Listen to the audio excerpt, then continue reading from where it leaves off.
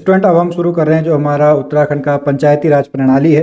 तो इसमें मैं आपको बता दूं कि हमारे यहाँ पर जो इस समय आपका पंचायती राज अधिनियम है वो 15 अगस्त 1947 को आपका लागू हुआ था, जो कि उस समय आपका क्या था, उसमें आपका जो संयुक्त प्रांत वाला था, ठीक है, संयुक्त प्रांत पंचायती राज अधिनियम 1947 आपका लागू हुआ था। उसके बाद 1961 से जो 3 लेयर का, ये आपको याद करना है, ये पॉइंट है, ये कितने लेयर में आपका होता है, ये आपका 3 लेयर का होता है। अभी हम उसको समझेंगे। त्रिस्तरीय होता है जो कि आपका 1961 से लागू है। उसके बाद जो 73वां संशोधन है, बहुत इंपॉर्टेंट है, 2 आपके संशोधन थे, एक 73 और एक आपका 74। तो ये दोनों अभी हम पढ़ेंगे। तो जो 22 अप्रैल 1994 को आपका 73 आपका संविधान संशोधन है 1994, वो हमारे यहाँ पे क्या किया गया है, वो हमारे यहाँ पे आपका लागू किया गया है। पहली जो आपकी सरकार थी उसने 2002-2003 में यहाँ पर पूरी व्यवस्था वही रखी थी, और कुछ आपके जो मूलभूत चेंजेज हैं वो मूलभूत चेंजेज आपकी सरकार ने किए थे इसमें। उसके बाद जो आपका अगला हम यहाँ पे पॉइंट पढ़ेंगे, ये बहुत इंपॉर्टेंट है, बहुत बार क्वेश्चन पूछा जाता है कि जो 73वां आपका संविधान संशोधन है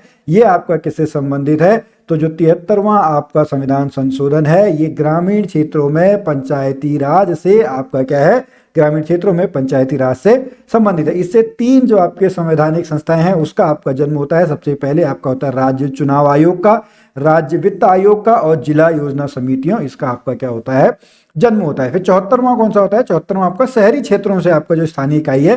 पहला अंतर क्या है, 73 वाला ग्रामीण इलाकों से संबंधित है, 74th वाला जो है वो आपका किससे संबंधित है, 74वां जो संविधान संशोधन है वो आपका शहरी क्षेत्रों में स्थानीय इकाई से आपका संबंधित यहाँ पे क्या किए गए हैं, संबंधित आपके प्रावधान किए गए हैं। अगर हम अनुच्छेद की बात करें तो अनुच्छेद नंबर आपका 243 है, ये भी आप याद रखेंगे, बहुत बार पूछा जाता है कौन से अनुच्छेद के तहत।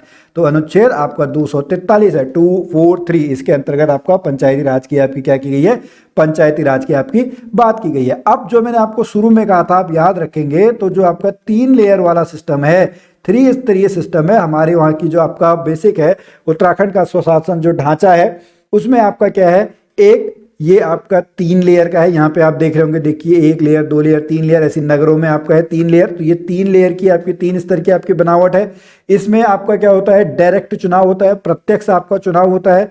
यहाँ पे आरक्षण आपका कर दिया गया है, ये आरक्षण आप बहुत इंपॉर्टेंट है, इसको आप याद रखेंगे। बहुत बार इसके ऊपर जो है यहाँ पर से आपका क्वेश्चन बन के आया हुआ है कि जो आपका महिलाओं को कितना आरक्षण कर दिया गया है, 33% से बढ़ाकर 50% का जो आरक्षण है वो महिलाओं के लिए कर दिया गया है। कब करा गया है, मार्च 2008 में किया गया है।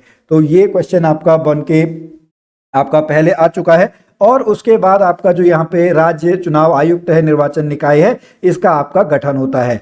ठीक है, तो यहाँ पे आपको जो उत्तराखंड स्वशासन ढांचे में याद करना है, 3 लेयर, प्रत्यक्ष चुनाव आरक्षण आपका है, निर्वाचन निकाय यहाँ की आपका जो राज्य चुनाव आयुक्त हैं वो यहाँ पर करते हैं। उसके बाद इसको हम देखते हैं जो पंचायती राज है, यानी ये आपका ग्रामीण क्षेत्रों की अगर हम बात करें वहां पर आपका है। और जो ये नगर निकाय प्रणाली है जहाँ पे आपका ये बन के आता है। तो इसमें 3 लेयर आपके कौन कौन से हैं पंचायती राज में, ग्राम पंचायत, क्षेत्र पंचायत और जिला पंचायत। इसमें आपके क्या है, नगर पंचायत, नगर पालिका परिषद और नगर निगम, ये आपके 3 यहाँ पर क्या हैं, 3 आपके निकाय प्रणाली। एक एक करके इनको हम समझते हैं। ठीक है, उसके बाद जो आपका उत्तराखंड का पंचायती राज अधिनियम है वो आपका कब से लागू हो चुका है, 4 अप्रैल 2016 से लागू हो चुका है। लेकिन सरकार ने क्या किया है, नियम आपके वही चलाए हैं, बस खाली नाम के लिए आपका क्या कर दिया गया है, नाम के लिए जो है वो आपका 4 अप्रैल 2016 से आपका वो क्या है, जो आपका लागू हो चुका है। अब यहाँ पे जो 3 लेयर का सिस्टम है पंचायती राज में, आज हम पंचायती राज के बारे में पढ़ लेंगे।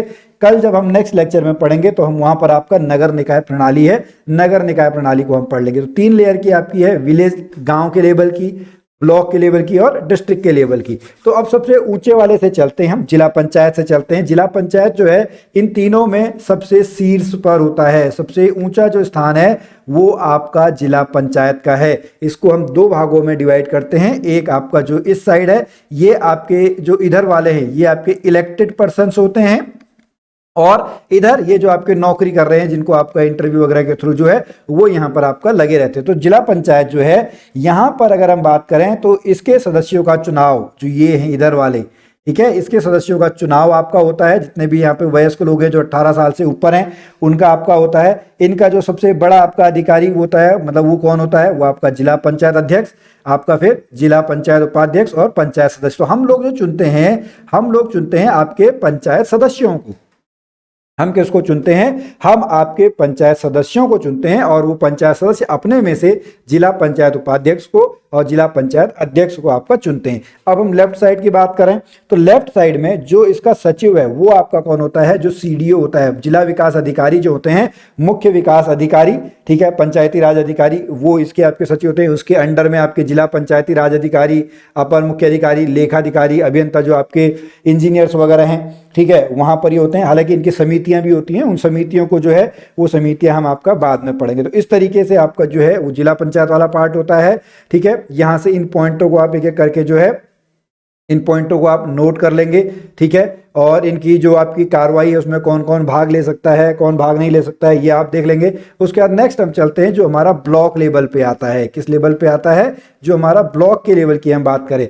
सिमिलरली फिर से उसी तरीके से जो इधर वाले हैं ये आपके जॉब वाले हैं, इधर आपके इलेक्टेड पर्सन थे। हम किनको चुनते हैं, क्षेत्र पंचायत सदस्यों को, फिर वो अपने में से ब्लॉक प्रमुख और जो आपका ब्लॉक उप प्रमुख है उनको वो आपका चुनते हैं। तो हम जो है जो इधर वाले राइट हैंड साइड वाले जो हैं उनका आपका डायरेक्ट चुनाव होता है। इनका एक आपका उप प्रमुख होता है, क्षेत्र प्रमुख, बाकी आपके उप प्रमुख होते हैं। और यहाँ पे जो उप प्रमुख है ये आपके दो तरीके के होते हैं, एक आपका वरिष्ठ उप प्रमुख, एक होता है आपका कनिष्ठ उप प्रमुख, और उसके बाद एक आपका कौन होता है जो नीचे से हैं वो आपके जो हैं वो क्षेत्र पंचायत सदस्य जो हैं वो क्षेत्र पंचायत सदस्य यहाँ पे होते हैं। यहाँ पे एक पॉइंट आपका नोट करने की बात है कि इनकी जो सदस्यों की संख्या है वो 20 से 40 के बीच में ही हो सकती है, 20 से कम नहीं हो सकते हैं और 40 से आपके अधिक नहीं हो सकते हैं। लेकिन जो यहाँ पर क्षेत्र पंचायत सदस्य इनको हम चुनते हैं, वो अपने में से फिर आपके क्या है ऊपर वालों को चुनते हैं। इस क्षेत्र पंचायत में आपके कौन कौन आते हैं, ग्राम प्रधान, लोकसभा सदस्य,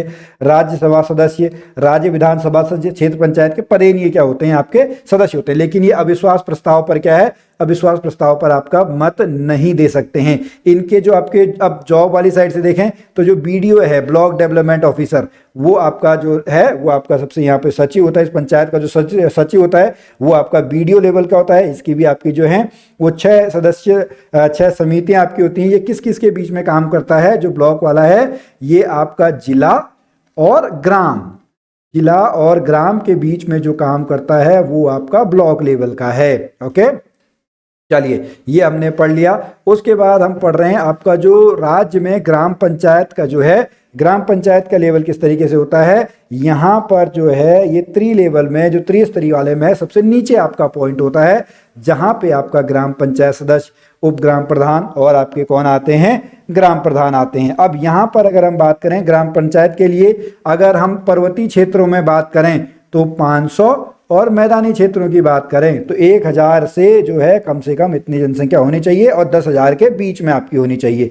और एक पॉइंट यहाँ पे आपको नोट क्या करना है, किसी भी ग्राम पंचायत में सदस्यों की जो संख्या है वो 5 से कम और 15 से अधिक नहीं हो सकती है, 5 से 15 के बीच में ही आपकी होगी। इसमें जो ग्राम पंचायत सदस्य हैं, पंचायत अध्यक्ष हैं, इनका चुनाव ग्राम सभा के सदस्यों द्वारा आपका किया जाता है। और इनके द्वारा एक क्या है, इनके द्वारा एक आपका उप प्रधान भी क्या है, उप प्रधान भी आपका जो है वो चुना जाता है। एक ग्राम सभा में एक ही आपकी क्या होती है, ग्राम पंचायत होती है। इनकी बैठक कितनी बार होती है, इनकी बैठक आपकी 2 बार, साल भर में आपकी कितनी बैठक होती है, साल भर में आपकी 2 बैठक होती हैं। अब जो मैं आपको समितियों की बात कर रहा था, इनकी कौन कौन सी 6 समितियां होती हैं, तो वो समितियां एक बार आप देख लेंगे। नियोजन और विकास समिति, निर्माण कार्य समिति, शिक्षा समिति, प्रशासनिक समिति, स्वास्थ्य एवं कल्याण समिति और जल प्रबंधन समिति। ये आपकी जो है वो 6 आपकी जो यहाँ पे क्या होती हैं, इनकी जो समितियां होती हैं, ठीक है।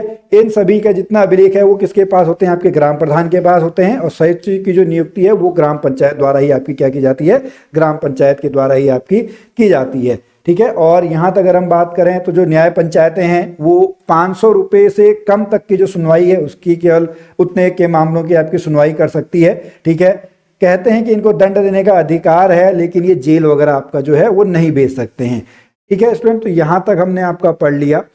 अब हम जब नेक्स्ट लेक्चर में पढ़ेंगे तो नेक्स्ट लेक्चर में हम नगर निकाय प्रणाली जो है, नगर निकाय प्रणाली को हम पढ़ेंगे, तो उसको हम नेक्स्ट वीडियो में देखेंगे। तो चलिए स्टूडेंट, आज के इस वीडियो में इतना ही। हम मिलते हैं फिर आपसे अगली वीडियो में। तब तक के लिए जय भारत, जय उत्तराखंड।